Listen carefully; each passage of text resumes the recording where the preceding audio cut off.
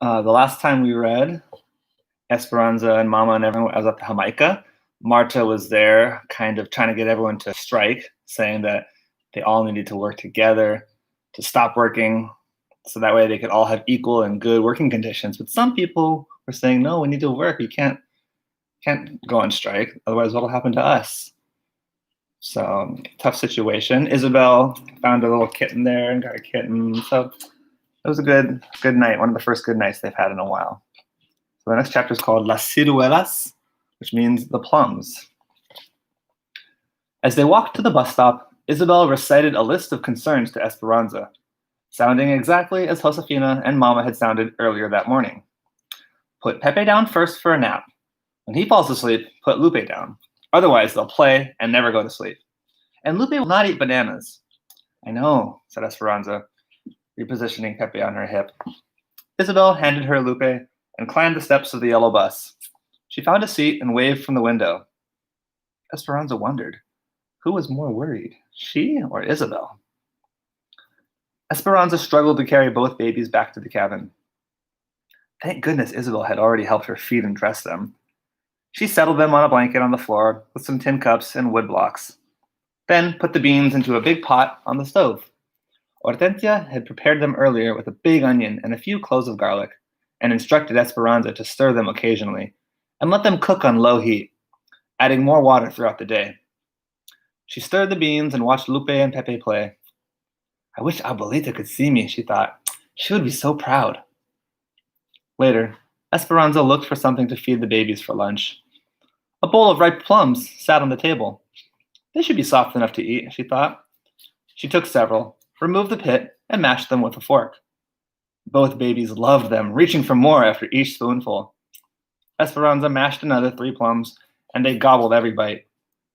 She let them have their fill until they started fussing and reaching for their bottles of milk. Enough of lunch, said Esperanza, cleaning their faces and gratefully thinking that it would soon be nap time. She slowly changed their wet diapers, remembering all of Josefina and Isabel's instructions.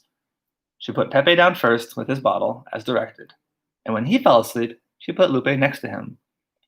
Esperanza lay down too, wondering why she was so tired, and she dozed. She woke up to Lupe's whimpering and an atrocious smell. Brown liquid leaked from her diaper. Esperanza picked her up and carried her out of the room so she wouldn't wake Pepe.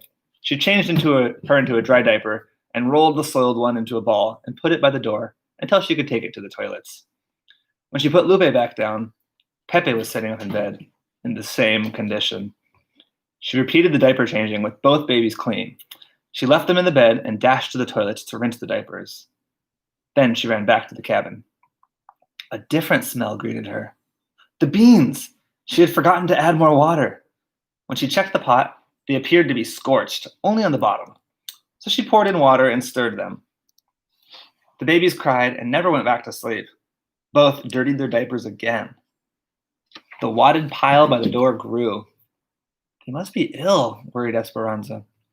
Did they have the flu, or was it something they ate? No one had been sick recently. What had they eaten today? Only their milk and the plums. The plums, she groaned. They must have been too hard on their stomachs. What did Hortensia give her when she was a child and was sick? She tried to remember. Rice water. But how did she make it? Esperanza put a pot on the stove and added a cup of rice.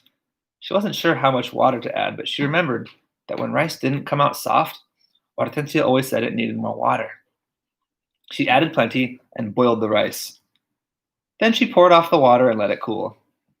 She sat on the floor with the babies and fed them teaspoons of rice water all afternoon, counting the minutes until Isabel walked through the door. What happened? Said Isabel when she arrived and saw a pile of diapers by the door. They were sick from the plums, said Esperanza, nodding towards the plate still on the table where she had mashed them. Oh, Esperanza, they're too young for raw plums. Everyone knows that plums must be cooked for babies, said Isabel. Well, I'm not everyone, yelled Esperanza. She dropped her head and put her hands over her face. Pepe crawled into her lap, making happy, gurgling noises. She looked at Isabel, already sorry for screaming at her. I didn't mean to yell. It was a long day. I gave them some rice water, and they seem to be fine now. Sounding surprised, Isabel said, "That was exactly the right thing to do." Esperanza nodded and let out a long sigh of relief. That night, no one mentioned the number of rinsed and wrung diapers in the washtub outside the door, or the beans that were obviously burnt, or the pan of rice in the sink. And no one questioned Esperanza when she said that she was exhausted and wanted to go to bed early. The grapes had to be finished before the first fall rains, and had to be picked rapido, quickly. So there were no Saturdays or Sundays in the week, just work days. The temperature was still over 90 each day. So as soon as Isabel's bus left for school, Esperanza took the babies back.